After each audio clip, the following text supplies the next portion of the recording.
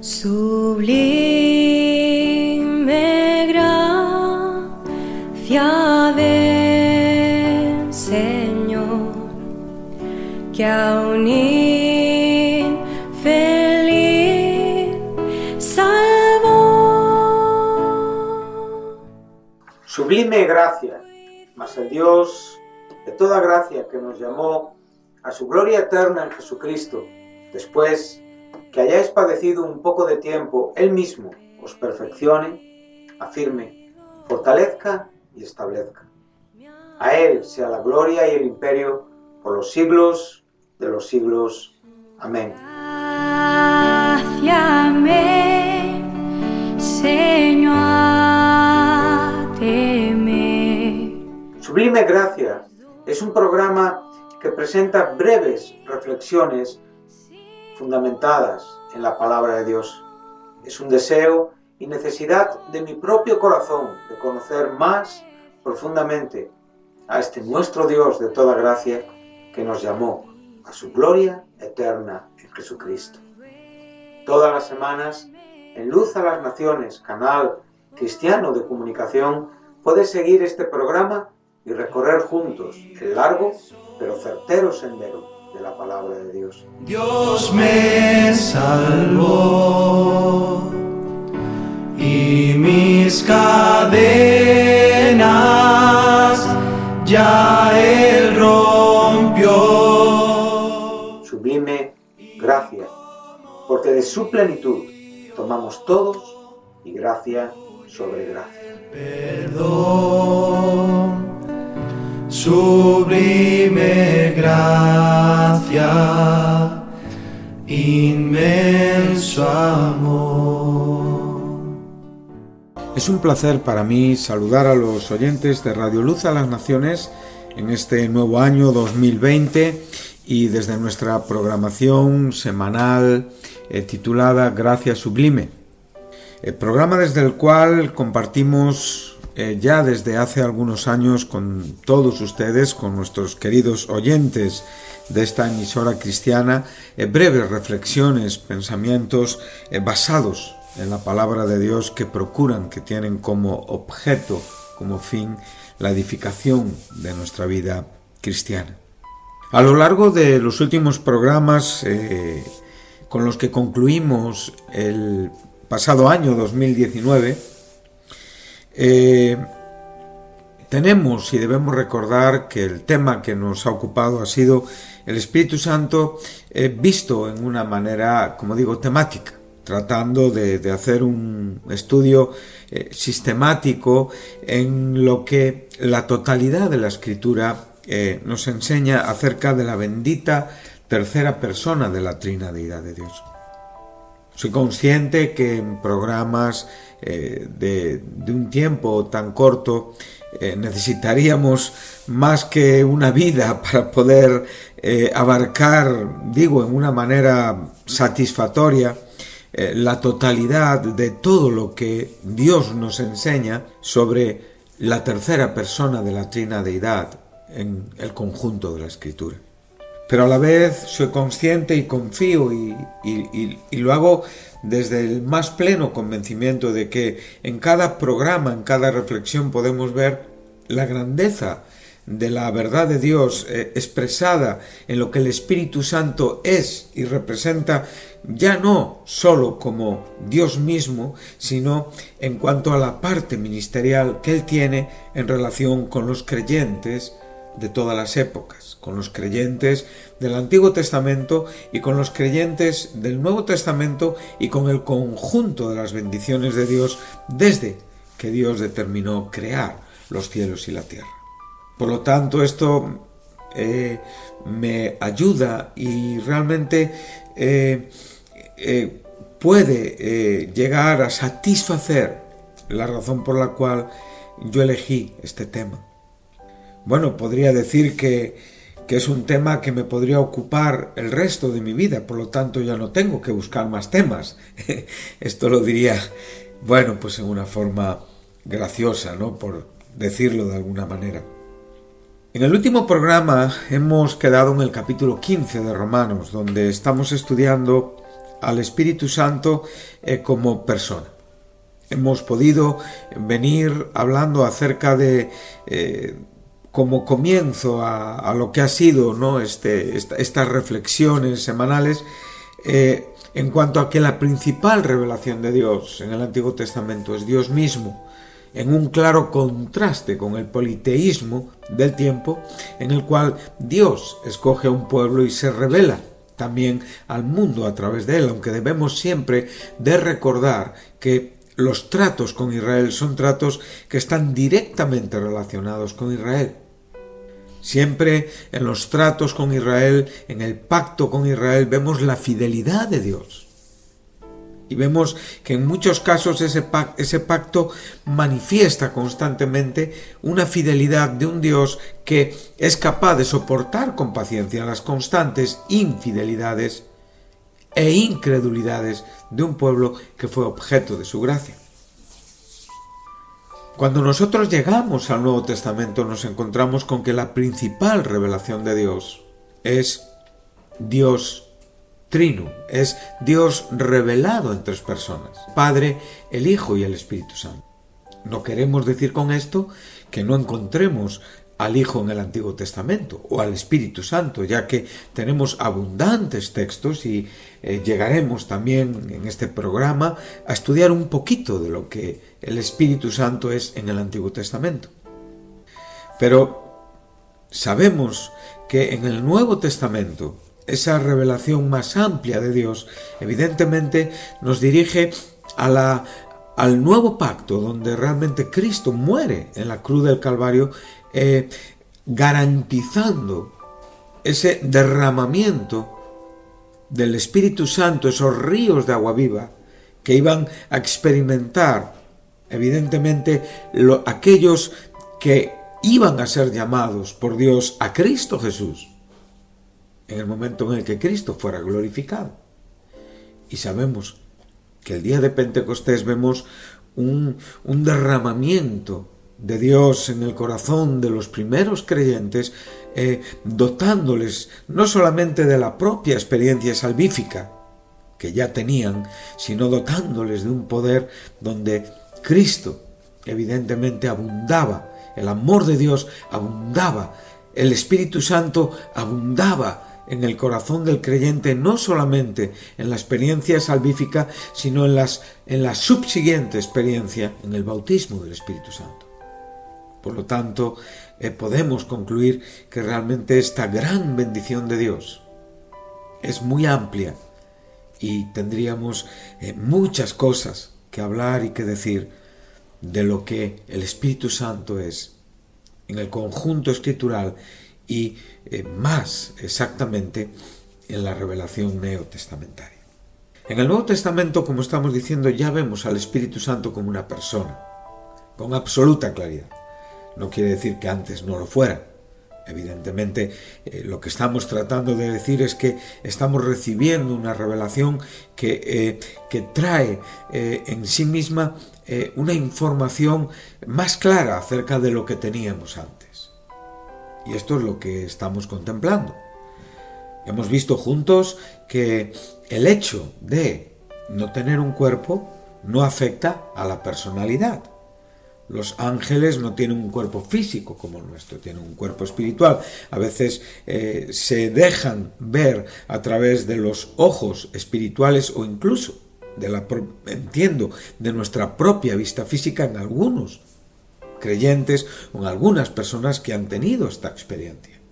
Cristo evidentemente era una persona anterior a su humanización. Él era una persona, él era el eterno Hijo de Dios, aun cuando no estaba dotado del cuerpo que posteriormente tuvo cuando fue encarnado, cuando fue engendrado en la Virgen María. Bueno, por supuesto, los santos que han partido, aquellos que están durmiendo, que están en la presencia del Señor, aquellos a quien la Biblia señala como los que duermen, en un estado de consciencia, en un estado de espera en la presencia del Señor, como bien nos enseña Pablo, ausentes presentes con el Señor, pero aguardando la glorificación perfecta, total y a la vez de todos los creyentes de todas las épocas en la resurrección de los justos. No tienen un cuerpo físico en estos momentos. Su cuerpo físico ha sido enterrado y en el sepulcro este cuerpo se ha deteriorado. Es el cuerpo que el propio apóstol menciona como aquello que es corruptible y que evidentemente en la resurrección se manifestará aquello que es incorruptible. Bueno, entonces coincidimos que un cuerpo no es un argumento, no es algo que sea estrictamente necesario para ser persona. Por lo tanto, el Espíritu Santo es una persona. Y es una persona porque tiene virtud, porque tiene amor, porque tiene propósito, porque tiene voluntad, tiene inteligencia, tiene emociones, tiene sentimientos. Y esto es lo que en cierta manera estamos tratando de enseñar a través de lo que está ocupando nuestro estudio. Hemos estado en el capítulo 15 de la epístola del apóstol Pablo a los romanos y hemos visto el versículo 13 donde dice: y el Dios de esperanza os llene de todo gozo y paz en el creer, para que abundéis en esperanza por el poder del Espíritu Santo. Un poquitín antes un poco después, en el versículo 30, nos encontramos: pero ruego, hermanos, por nuestro Señor Jesucristo y por el amor del Espíritu, que me ayudéis orando por mí a Dios.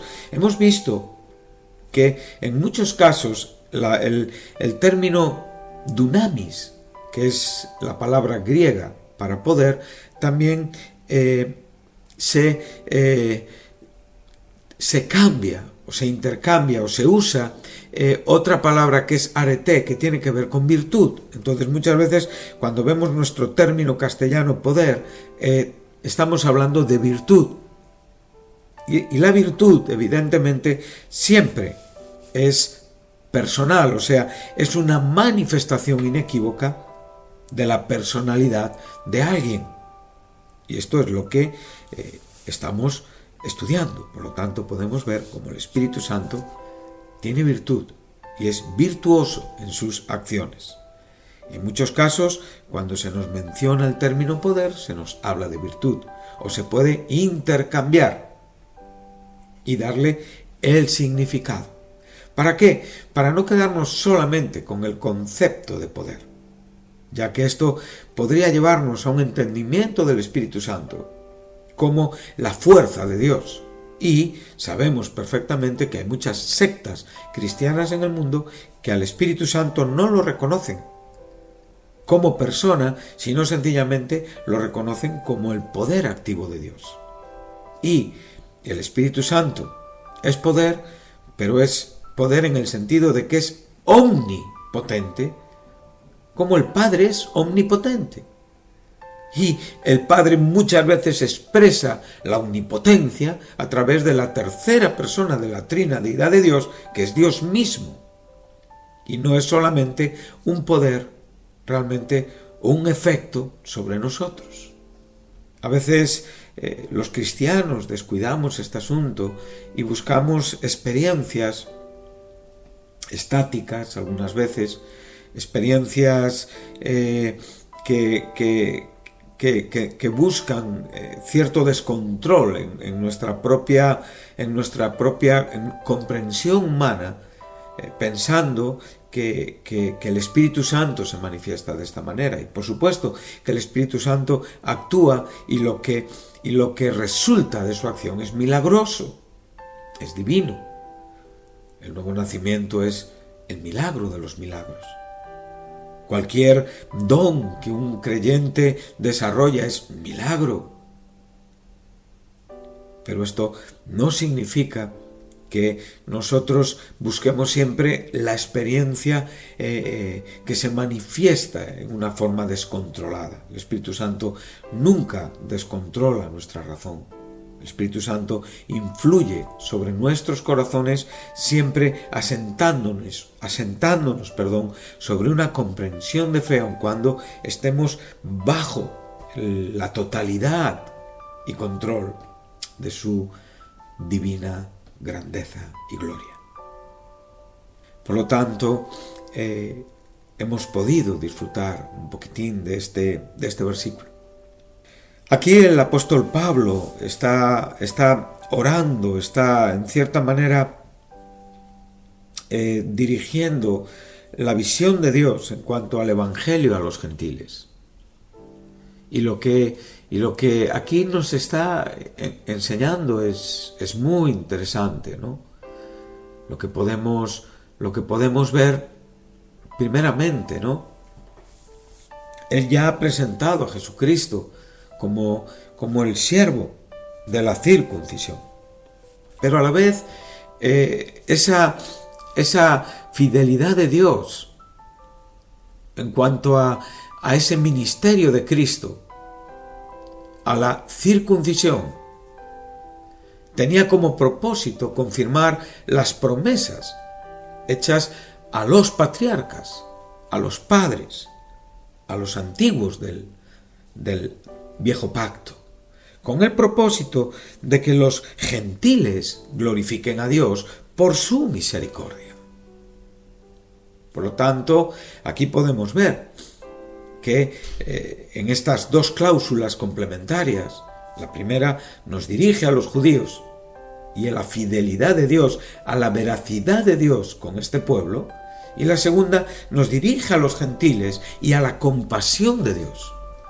Bueno, evidentemente lo que debemos de comprender es que Dios tiene un propósito más amplio de lo que en muchos casos nosotros podemos comprender. Bueno, Cristo en su papel como servidor a los judíos, o sea, en su papel de Mesías, tiene dos propósitos paralelos. El primero es confirmar las promesas hechas a los padres y segundo, incorporar en el propósito de Dios a los gentiles. Bueno, su ministerio con los judíos fue mostrar, ratificar la fidelidad, la veracidad de Dios y su fidelidad a las promesas del pacto.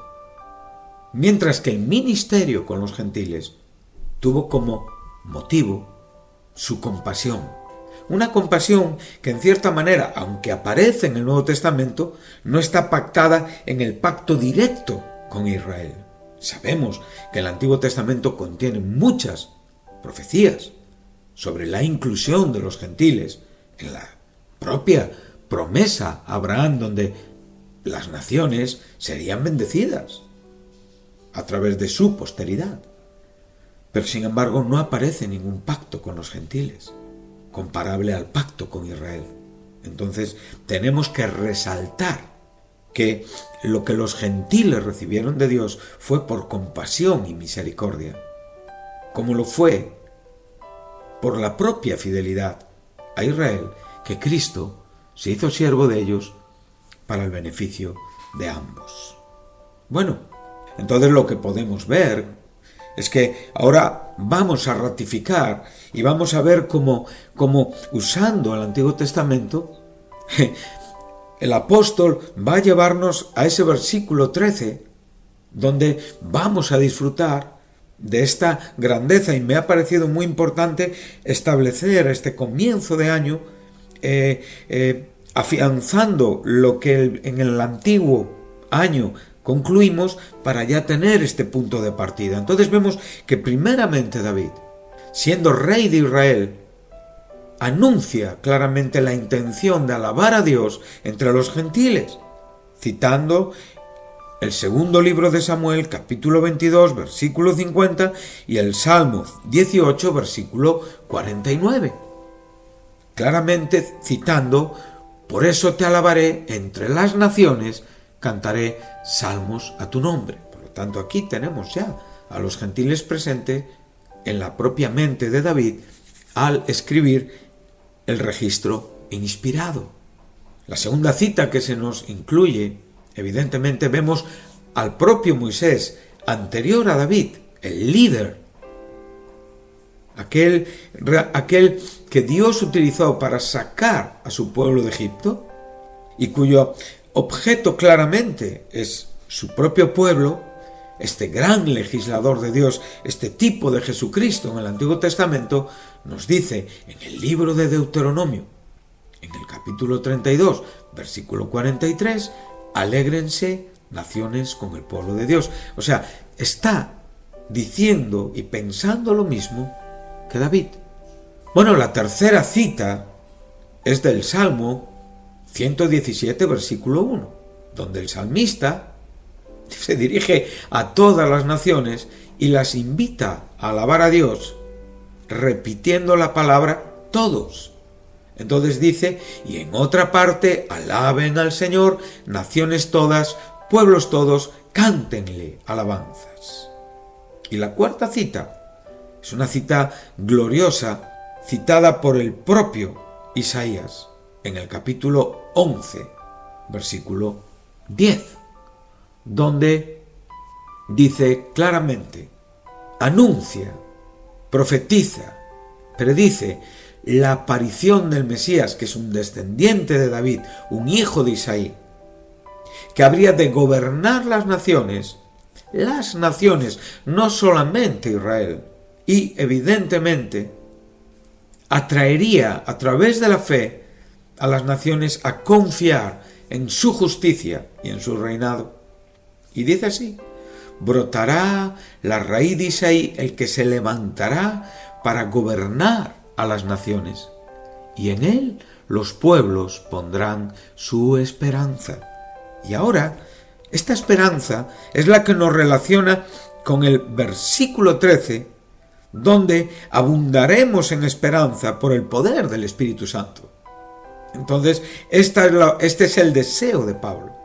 Y aquí ya tenemos la figura de la persona del Espíritu Santo implicada ya en la propia relación con la Iglesia, implicada en la propia relación con la Iglesia ya con gentiles, incluidos y transformados por Dios, experimentando la alabanza a Dios. Y aunque sabemos que lo que aquí tenemos no solamente nos habla del momento de nuestra conversión, que esto quizá tendríamos que irnos al capítulo 5, donde si podemos llegaremos en otro programa, donde dice claramente que el amor de Dios ha sido derramado en nuestros corazones por el Espíritu Santo que nos fue dado. Sabemos que este verbo ekgeo está hablando de derramar, dar en abundancia, y tiene que ver con la transformación, pero también tiene que ver con todo lo que el Señor nos da a través del Espíritu Santo, que realmente derrama profundamente, profusamente el amor de Dios en nuestros corazones. Pero aquí en este texto nos está hablando y enseñando de un futuro escatológico, y tiene que ver con el milenio, tiene que ver con la segunda venida de Cristo. Tiene que ver con el establecimiento del reinado del Mesías. Tiene que ver con la conversión de Israel. Tiene que ver con muchas cosas que están todavía en el futuro, pero que en nuestros corazones ya están en el presente, porque Cristo mora en nuestros corazones y porque la palabra de Dios es un presente para nosotros, aún teniendo que ver hacia el futuro en cuanto al cumplimiento de algunas cosas. Por lo tanto, esta oración, este deseo, está hablándonos que el Dios de esperanza nos llene de toda alegría, de todo gozo y de toda paz, a ustedes que creen en Él. Bueno, podríamos pensar por un momento en las palabras que nos enseña el verso 17 del capítulo anterior, porque el reino de Dios no es comida ni bebida, sino justicia, paz y gozo en el Espíritu Santo.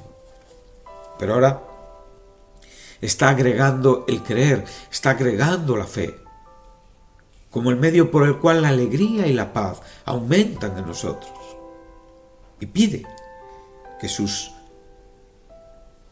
lectores romanos, aquella iglesia a quien Él se está dirigiendo, sean llenos de estas bendiciones y que esta plenitud vendrá y que habrá rebosaremos, abundaremos. Qué buena palabra, ¿no? Cuando realmente nos podemos por un momento pasar y pensar en lo que este verbo nos enseña, tener más que suficiente, tener en abundancia.